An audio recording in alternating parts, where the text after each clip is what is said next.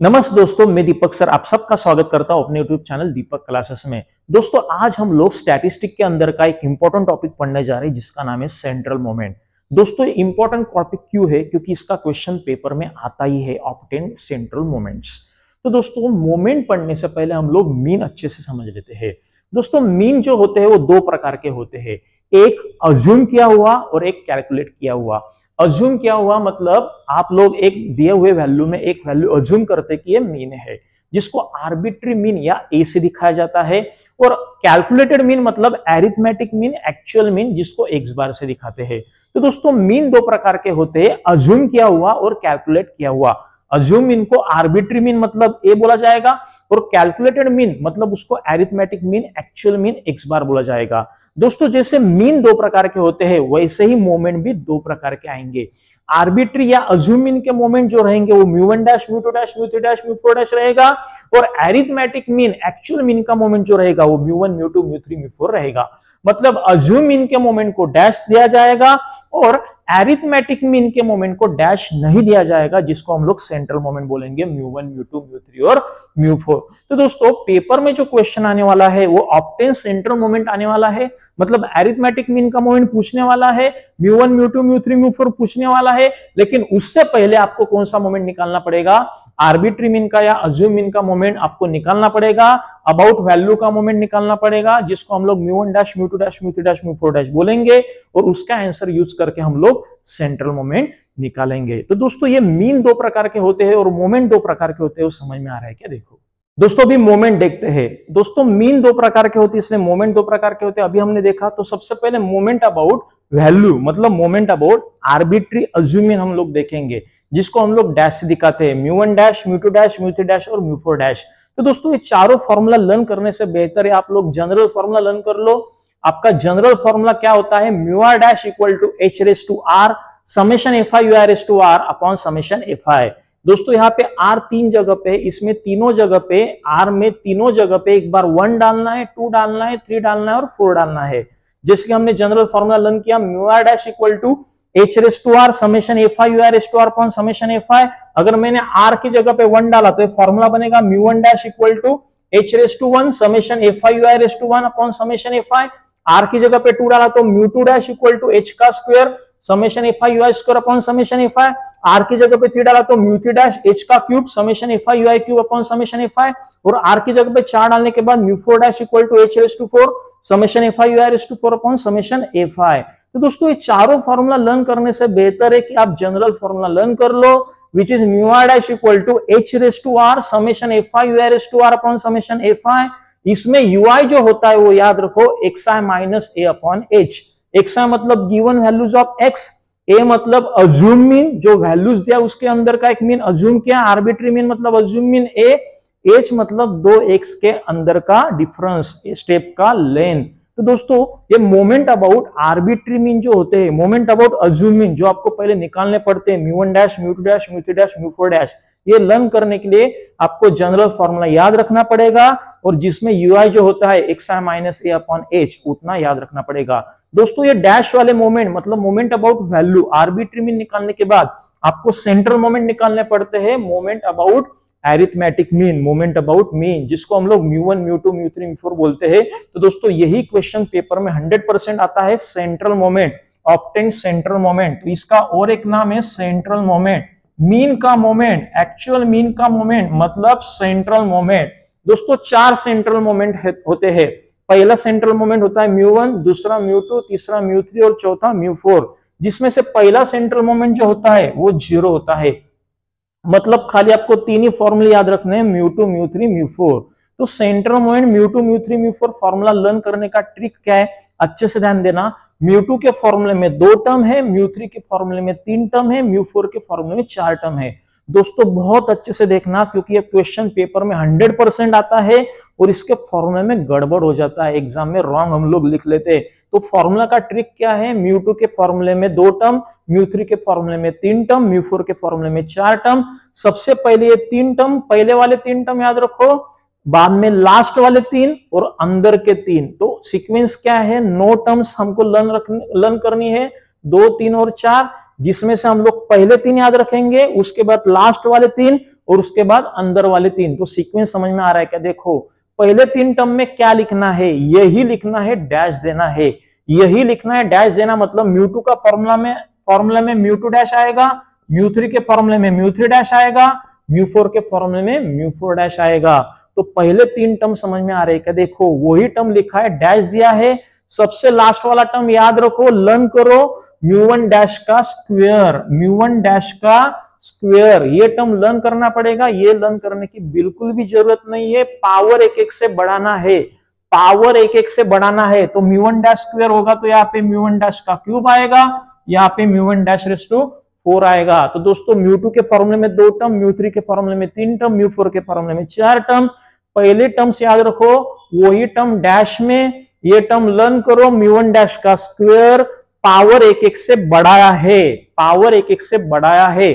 पहला 3 टर्म हो गया, लास्ट वाला 3 टर्म हो गया, और अंदर के 3 टर्म कौन से रहेंगे दोस्तों? भी ये 2 टर्म क्रॉस वाले टर्म याद रखो, इन दोनों का मल्टीप्लीकेशन यहाँ पे आने वाला है, इन दोनों का टर्म मल्टीप्लीकेशन, इन दोनों का मल्टीप्लीकेशन यहाँ पे आने वाला है, विदाउट स्क्वायर और विथ स्क्वायर। विदाउट स्क्वायर और विथ स्क्वायर मतलब यहाँ पे आएगा म्यू2 डैश और म्यू1 dash, don't write square here, लेकिन यहाँ पे आएगा म्यू2 डैश और म्यू1 डैश का स्क्वायर। तो दोस्तों मैंने ये 2 टर्म कौन से लिखे? इन दोनों का मल्टीप्लीकेशन लिखा, विदाउट स्क्वायर और विथ स्क्वायर, और यहाँ पे म्यू2 की जगह पे म्यू3 करना है, म्यू2 की जगह पे क्या करना है? म्यू3, मतलब म्यू3 डैश और म्यू1 डैश। तो समझ में आ रहा है क्या? देखो म्यू2 के फॉर्मूले में 2 टर्म, म्यू3 के फॉर्मूले में 3 टर्म, म्यू4 के फॉर्मूले में 4 टर्म। सबसे पहले टर्म पहले वाले याद रखो, बाद में लास्ट वाले याद रखो, बाद में अंदर के 3 याद रखो। वही टर्म डैश दिया है, ये टर्म लर्न करो, म्यू1 डैश का स्क्वायर पावर 1-1 से बढ़ाना है, इन दोनों का मल्टीप्लीकेशन विदाउट स्क्वायर, इन दोनों का मल्टीप्लीकेशन विथ स्क्वायर, इन दोनों का मल्टीप्लीकेशन विदाउट स्क्वायर, इन दोनों का मल्टीप्लीकेशन विथ स्क्वायर, और यहाँ पे म्यू2 का म्यू3 किया है, म्यू2 का म्यू3 किया है। दोस्तों 11132146 11132146 आर द कोएफिशिएंट्स। इनके कोएफिशिएंट मैंने यहाँ पे लिखे, वो याद रखो। 1 कोएफिशिएंट इन दोनों का है, 1 लिखने की जरूरत नहीं होती है। 1 3 2, 1 3 और 2, और उसके बाद क्या बोला मैंने? 1 4 6 3, 1 4 6 and 3, 1 1 1 3 2 1 4 6 3 will be the coefficients। Alternate plus minus sign शुरुआत प्लस से, अल्टरनेट प्लस माइनस साइन शुरुआत प्लस से, मतलब यहाँ पे प्लस आने वाला है, शुरुआत प्लस से होगी तो प्लस के बाद माइनस आएगा, शुरुआत प्लस से होगी तो प्लस के बाद माइनस, वापिस प्लस, प्लस के बाद माइनस, वापिस प्लस, बाद में माइनस, बाद में माइनस। तो दोस्तों सेंट्रल मोमेंट जो कि पेपर में 100% पेपर में आता ही है, उसके फॉर्मूले कैसे याद रखने वो समझ में आ रहा है क्या? देखो देयर आर 4 सेंट्रल मोमेंट, म्यू1 इज 0, म्यू2 म्यू3 म्यू4, 2 टर्म 3 टर्म 4 टर्म। पहले टर्म वही लिखा है, डैश दिया है, म्यू2 डैश म्यू3 डैश म्यू4 डैश। लास्ट वाला टर्म याद रखो, म्यू1 डैश का स्क्वायर पावर 1-1 से बढ़ाया है। अंदर के 3 टर्म कैसे याद रखने? इन दोनों का मल्टीप्लीकेशन विदाउट स्क्वायर, इन दोनों का मल्टीप्लीकेशन विथ स्क्वायर। यहाँ पे स्क्वायर नहीं लिखा है, यहाँ पे स्क्वायर लिखा है, और ये म्यू2 का म्यू3 किया है। 1 1 1 3 2 1 4 6 3, अल्टरनेट प्लस माइनस साइन शुरुआत प्लस से, प्लस माइनस प्लस माइनस। दोस्तों उम्मीद करता हूं मैंने जो आपको ट्रिक या टेक्निक बताया सेंट्रल मोमेंट का वो आपको समझ में आया है। तो दोस्तों सेंट्रल मोमेंट निकालने से पहले आपको मोमेंट अबाउट आर्बिट्री मीन निकालने पड़ेंगे। उसके लिए जनरल फॉर्मूला याद रखो जिसमें आर का वैल्यू डालना है, और यूआई का फॉर्मूला याद रखो AXA minus a upon H. ये मोमेंट निकालने के बाद ही आप लोग सेंट्रल मोमेंट निकाल पाएंगे, इसलिए पहले वो फॉर्मूला लर्न करो मोमेंट अबाउट आर्बिट्री वैल्यू, उसके बाद central moment moment about mean का फॉर्मूला लर्न करो। दोस्तों बहुत बार इसके साथ बीटा 1 बीटा 2 भी पूछ जाता है। बीटा 1 मतलब कोएफिशिएंट ऑफ स्क्यूनेस, बीटा 2 मतलब कोएफिशिएंट ऑफ कर्टोसिस। तो उसका फॉर्मूला आपको लर्न करना पड़ेगा। बीटा 1 का फॉर्मूला होता है म्यू3 का स्क्वायर अपॉन म्यू2 का क्यूब, बीटा 2 का फॉर्मूला होता है म्यू4 अपॉन म्यू2 का स्क्वायर। तो दोस्तों आपने पिछले स्टेप में जो आपने आंसर निकाले हैं म्यू2 म्यू3 म्यू4, जस्ट उसका वैल्यू इसमें डालना है और कुछ भी नहीं। हाँ, फॉर्मूला आपको लर्न करना पड़ेगा। बीटा 1 का फॉर्मूला याद रखो, μ3 का स्क्वायर अपॉन μ2 का क्यूब, और बीटा 2 का फॉर्मूला है μ4 अपॉन μ2 का स्क्वायर। बीटा 1 मतलब कोएफिशिएंट ऑफ स्क्यूनेस, बीटा 2 मतलब कोएफिशिएंट ऑफ कर्टोसिस। तो उम्मीद करता हूं एटलीस्ट आप लोग ये फॉर्मूला तो लर्न कर ही लेंगे। कमेंट भी आप याद रखो, क्योंकि हो सकता है कमेंट भी उसके साथ पूछा जाए। तो कोएफिशिएंट ऑफ स्क्यूनेस का कमेंट डिपेंड करता है μ3 के ऊपर। μ3 अगर पॉजिटिव होगा तो वो जो डिस्ट्रीब्यूशन होगा वो पॉजिटिवली स्क्यूड होगा। μ3 का आंसर अगर निगेटिव आया होगा पिछले बार तो वो डिस्ट्रीब्यूशन निगेटिवली स्क्यूड होगा। जो आपने सेंट्रल मोमेंट में μ3 निकाला है वो पॉजिटिव या निगेटिव, उसके ऊपर ये कमेंट डिपेंड करता है। और ये बीटा 2 का आंसर जो होता है μ4 अपॉन μ2 का स्क्वायर का जो आंसर होता है उसमें बीटा 2 का वैल्यू 3 आता है, ग्रेटर देन 3 आता है और लेस देन 3 आता है, उसके ऊपर एक कमेंट डिपेंड करता है। ग्रेटर देन 3 रहेगा तो डिस्ट्रीब्यूशन लेप्टोकर्टिक रहेगा, इक्वल टू 3 रहेगा तो डिस्ट्रीब्यूशन मेसोकर्टिक रहेगा, और लेस देन 3 रहेगा तो डिस्ट्रीब्यूशन प्लैटिकर्टिक रहेगा। तो एटलीस्ट आपको बीटा 1 बीटा 2 का फॉर्मूला याद रखना है। हो सकता है कमेंट पूछा जा सकता है, तो आपको एक कमेंट भी याद रखना पड़ेगा। तो दोस्तों सेंट्रल मोमेंट का जो क्वेश्चन पेपर में आने वाला है वो पढ़ने के लिए आपका बेसिक क्लियर होना चाहिए। मीन 2 प्रकार की, इसलिए मोमेंट 2 प्रकार के। मीन होता है अज्यूम मीन और एरिथमेटिक मीन। अज्यूम मीन मतलब ए, एरिथमेटिक मीन मतलब एक्स बार। अज्यूम मीन के moment μ1 dash μ2 dash μ3 μ4 dash, and arithmetic mean के moment μ1 μ2 μ3 μ4 which are nothing but central moment. Paper में 100% यही आने वाला है, लेकिन ये लर्न करने से पहले आपको इसके फॉर्मूले लर्न करने पड़ेंगे, ये निकालने पड़ेंगे। तो सबसे पहले हमने moments about value, moments about arbitrary mean देखा, उसमें जनरल फॉर्मूला लर्न करना है μr dash s raise to r equal to summation μr dash equal to h raise to r summation fi r raise to r upon summation fi, जिसमें r की जगह या तीनों जगह पे 1 2 3 4 डाला। ui होता है xi minus a upon h। ये निकालने के बाद इसका आंसर ये चारों फॉर्मूले में डाला जाएगा, जिसको हम लोग central moment, moment about mean बोलते हैं, μ1 μ2 μ3 और μ4। ये फॉर्मूला लर्न कैसे करना है इसका ट्रिक मैंने बताया, आप लोग वीडियो को पीछे जाके देख सकते हो। प्लीज वो ट्रिक याद रखो। एक भी टर्म, एक भी साइन इधर उधर हो गया, आपका आंसर गलत होगा तो आपके मार्क्स कट जाएंगे। और इसका आंसर आपको ये 2 फॉर्मूले में डालना है और बीटा 1 बीटा 2 निकालना है। Coefficient of skewness and coefficient of kurtosis निकालना है, उसका कमेंट आपको याद रखना है। तो आपको इस सेंट्रल मोमेंट का थ्योरी समझ में आ रहा है क्या? देखो दोस्तों, अभी प्रॉब्लम की तरफ जाते हैं। मैंने यहाँ पे प्रॉब्लम लिखा है obtain central moments of the data. Data में दिया हुआ है क्लास इंटरवल और फ्रीक्वेंसी। दोस्तों भी मोमेंट जो पूछा है वो सेंट्रल मोमेंट पूछा है। तो मैंने जैसे कि पढ़ाया मोमेंट 2 प्रकार का होता है, moment about value, arbitrary value, और मोमेंट अबाउट मीन। तो आपको ये मोमेंट अबाउट मीन मतलब सेंट्रल मोमेंट पूछा है, जिसके हमने अभी फॉर्मूले देखे μ1 μ2 μ3 और μ4 के फॉर्मूले। μ1 तो हमेशा 0 होता है, μ2 μ3 μ4 के फॉर्मूले हमने देखे, जिसमें ये डैश वाले मोमेंट आते हैं। डैश वाले मोमेंट मतलब मोमेंट अबाउट आर्बिट्री मीन। तो मैंने यहाँ पे क्या लिखा है, सेंट्रल मोमेंट का फॉर्मूला मैंने यहाँ पे लिख लिया है, जिसमें हमको μ1 डैश μ2 डैश μ3 4 डैश μ4 डैश जो लगने वाला है उसका भी मैंने यहाँ पे फॉर्मूला लिखा है। तो ये मोमेंट अबाउट वैल्यू का फॉर्मूला है और ये मोमेंट अबाउट मीन मतलब सेंट्रल मोमेंट जो पूछा है उसका फॉर्मूला है। दोस्तों अगर प्रॉब्लम की तरफ देखा जाए तो उन्होंने क्लास इंटरवल दिया है, उसका मिड वैल्यू को xi बोलते हैं। तो रिमेंबर ये जो पहला कॉलम है xi वो मिड वैल्यू होता है। मिड वैल्यू मतलब क्या, इसके सेंटर का वैल्यू, एडिशन डिवाइड बाय 2, इसका एडिशन डिवाइड बाय 2। तो 0 to 10 का मिड वैल्यू आएगा 5, 10 to 15, 10 to 20 का मिड वैल्यू आएगा 15, 20 to 30 का मिड वैल्यू आएगा 25, 30 to 40 का मिड वैल्यू आएगा 35 और 40 to 50 का मिड वैल्यू आएगा 45। तो दोस्तों ये जो क्लास इंटरवल है उसके मिड वैल्यूज मतलब xi आपको लेने हैं। xi के बाद आपको एक कॉलम करना पड़ेगा जिसको बोला जाएगा fi। fi मतलब वो फ्रीक्वेंसी जो नीचे दिया होगा वही फ्रीक्वेंसी रहेंगी, वो मैंने यहाँ पे लिख लिया। तो मैंने मेरा पहला 2 कॉलम क्या बनाया, xi मतलब इसका मिड वैल्यू बनाया और दूसरा fi बनाया। दोस्तों अभी हमारा रिक्वायरमेंट क्या है वो देखते हैं। सबसे पहले चीज हमें ui लगने वाला है, ui, ठीक है। तो ui का मैंने कॉलम कर दिया, ui का कॉलम में xi minus a upon h लिख दिया। xi मतलब गिवन वैल्यूज ऑफ x, जिसमें हमने मिड वैल्यू लिया है क्लास इंटरवल के मिड वैल्यू मतलब xi, ये एक एक करके यहाँ पे एंटर होगा। a मतलब अज्यूम मीन, अज्यूम मीन मतलब आर्बिट्री मीन, जो हम लोग अज्यूम करेंगे कि चलो मीन जो है वो 25 है। सेंटर का वैल्यू जो होता है वो अज्यूम मीन लिया जाता है, आर्बिट्री मीन लिया जाता है। तो दोस्तों यहाँ पे एक ही जगह पे सेंटर में कौन है 25, इसलिए मैंने 25 ले लिया। h मतलब 2 x के अंदर का डिफरेंस, 2x के अंदर का डिफरेंस जो है वो 10 है। ये 15 माइनस 5 25 माइनस 15 अगर किया तो आपको 10 मिलेगा।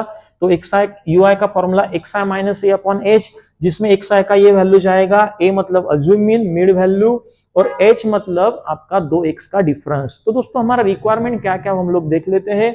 हमें fi इंटू ui लगने वाला है। हमने हमारा कॉलम कर लिया ui के बाद fi इंटू ui। उसके बाद हमें लगेगा fi इंटू ui का स्क्वायर, तो नया कॉलम बनेगा fi इंटू ui का स्क्वायर।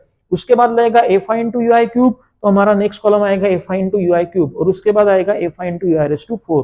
तो दोस्तों ये फॉर्मूले में h की जगह पे तो 2x का डिफरेंस मतलब 10 जाने वाला है कंफर्म, तो ये h पता है। समेशन fi मतलब ये जो दूसरा रो दिया हुआ है, दूसरा कॉलम जो दिया है उसका एडिशन वहां पे आने वाला है।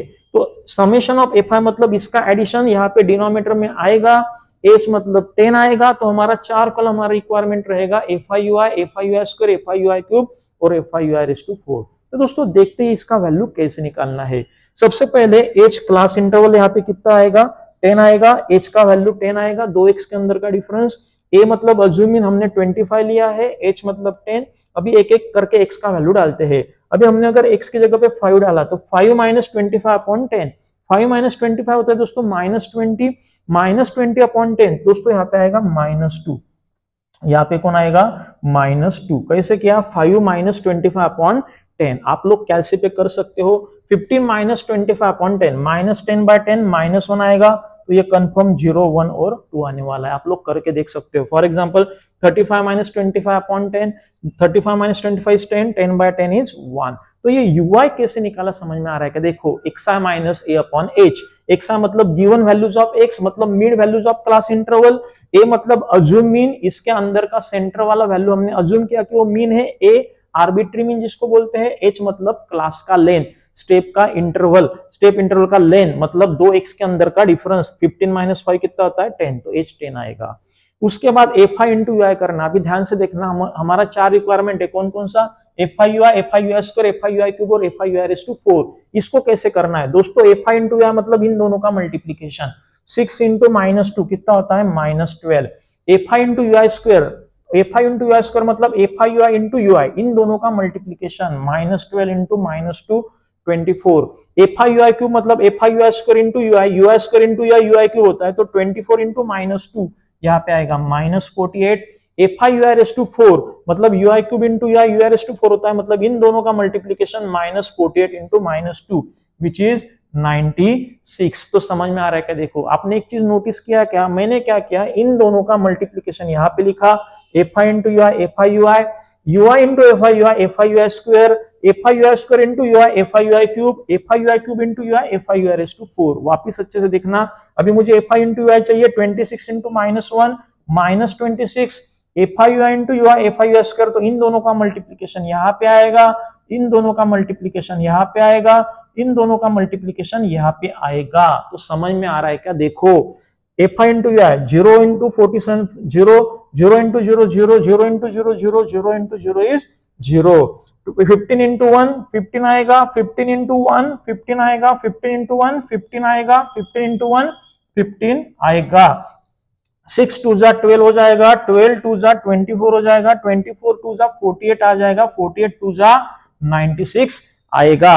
अगर आपने fi का एडिशन किया 6 प्लस 26 प्लस 47 प्लस 15 प्लस 6, तो आपको इसका आंसर 100 मिलेगा। आप लोग कर सकते हो।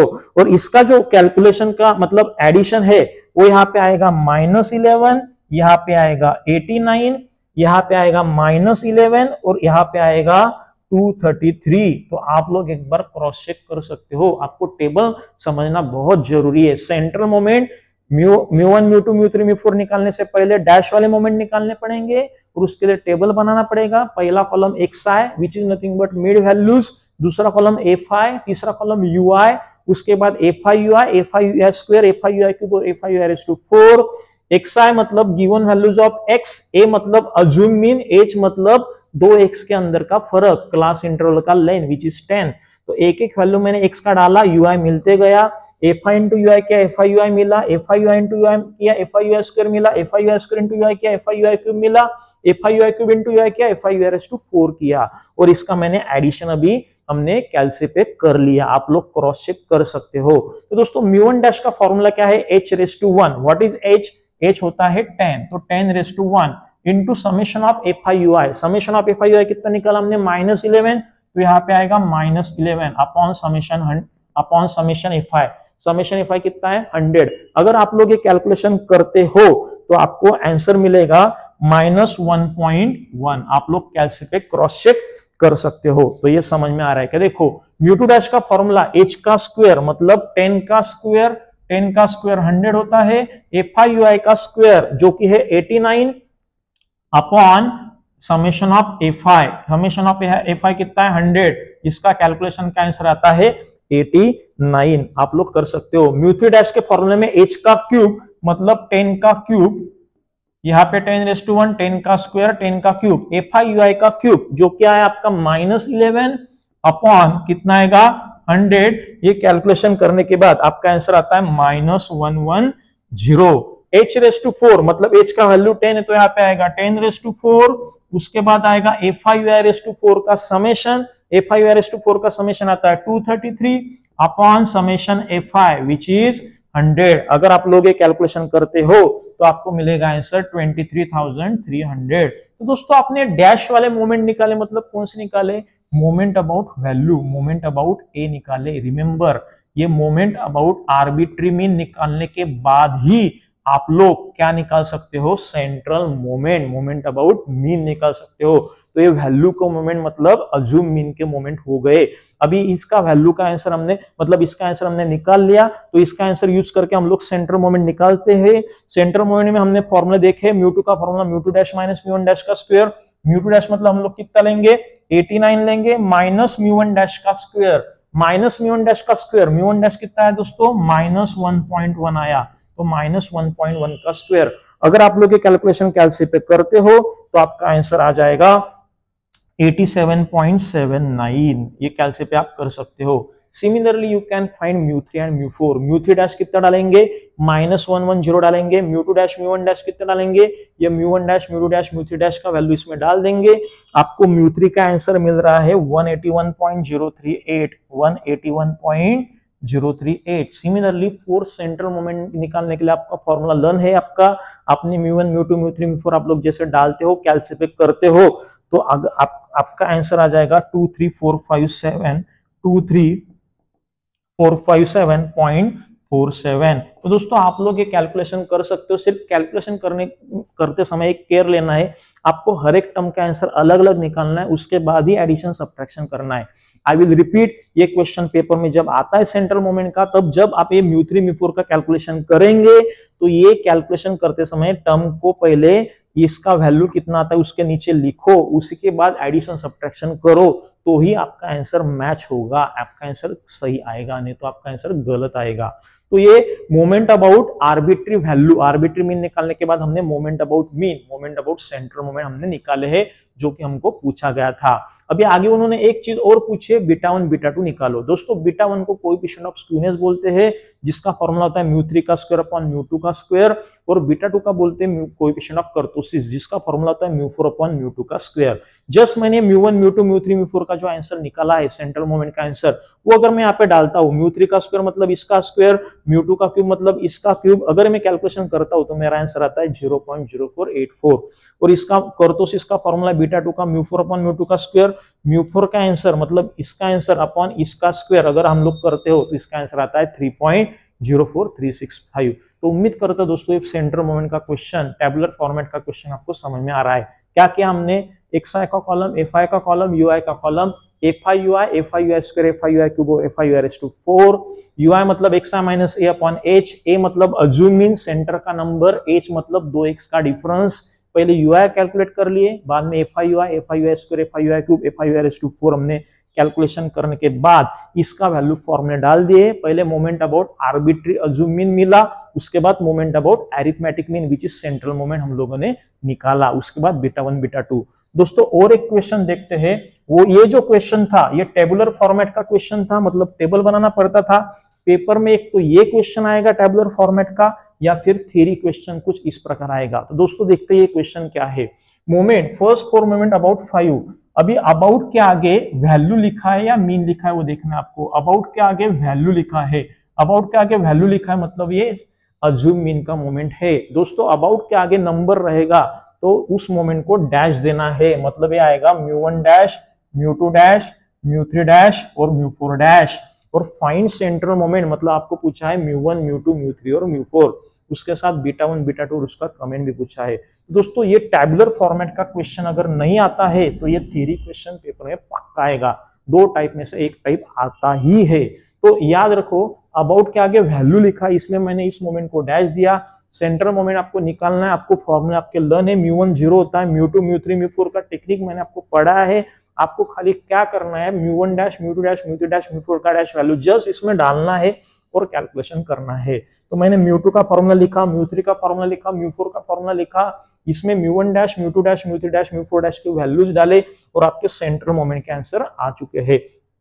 पहला सेंट्रल मोमेंट 0 होता है, दूसरा सेंट्रल मोमेंट, तीसरा सेंट्रल मोमेंट और फोर्थ सेंट्रल मोमेंट। इस प्रकार आप लोग सेंट्रल मोमेंट निकाल सकते हो। इसके साथ आपको β1 β2 पूछा गया है, उसका फॉर्मूला आपको लर्न है, μ3 का स्क्वायर अपॉन μ2 का क्यूब, μ3 का स्क्वायर मतलब इसका स्क्वायर अपॉन इसका क्यूब। अगर ये कैलकुलेशन करते हो तो आपको β1 का वैल्यू मिल जाएगा। दोस्तों यहाँ पे μ3 पॉजिटिव है या नेगेटिव आपको देखना पड़ेगा, उसके ऊपर आपका कमेंट डिपेंड करेगा। μ3 का आंसर नेगेटिव है मतलब ये डिस्ट्रीब्यूशन नेगेटिवली स्क्यूड है। और β2 का आंसर लेस देन 3 आ रहा है इसलिए वो डिस्ट्रीब्यूशन क्या आया, प्लैटिकर्टिक आया। तो दोस्तों ये चीज समझ में आ रहा है क्या? देखो ये मैंने एडिशनल पार्ट यहाँ पे लिखा है, ये आपको मल्टीपल चॉइस क्वेश्चन में पूछा जा सकता है इसलिए मैंने लिखा है एरिथमेटिक मीन का फॉर्मूला, एसडी का फॉर्मूला और वेरिएंस का फॉर्मूला। अगर हो सकता है तो ये फॉर्मूला लर्न कर लो क्योंकि वो एमसीक्यू में 2 नंबर का क्वेश्चन आपको पूछ सकते हैं। एक्स बार का फॉर्मूला होता है a प्लस μ1 डैश, एसटी का फॉर्मूला होता है रूट μ2 और वेरिएंस का फॉर्मूला होता है μ2। दोस्तों उम्मीद करता हूं आपको इस सेंट्रल मोमेंट के दोनों क्वेश्चन समझ में आ रहे हैं।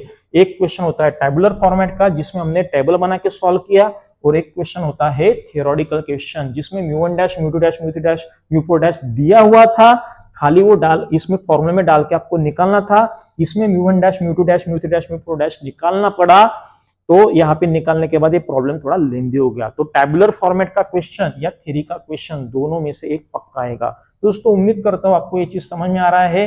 मीन 2 प्रकार के होते हैं इसलिए मोमेंट भी 2 प्रकार के होते हैं। अबाउट के आगे वैल्यू लिखा होगा तो वो डैश वाले मोमेंट मतलब आर्बिट्री मीन के मोमेंट रहेंगे। अबाउट के आगे मीन लिखा होगा वो एरिथमेटिक मीन का मतलब सेंट्रल मोमेंट रहेंगे। वैल्यू के मोमेंट के फॉर्मूले के लिए जनरल फॉर्मूला लर्न करो, उसमें आर का वैल्यू डालो। सेंट्रल मोमेंट के लिए मैंने आपको ट्रिक बताया हुआ है, आप लोग वीडियो को पीछे जाके देख सकते हो ट्रिक। और उसके बाद मैंने 2 प्रॉब्लम लिए, β1 β2 का फॉर्मूला पढ़ाने के बाद आपको 2 प्रॉब्लम लिए, एक टेबुलर फॉर्मेट वाला और एक लिया थ्योरी वाला। तो उम्मीद करता आपको इस सेंट्रल मोमेंट समझ में आ रहा है।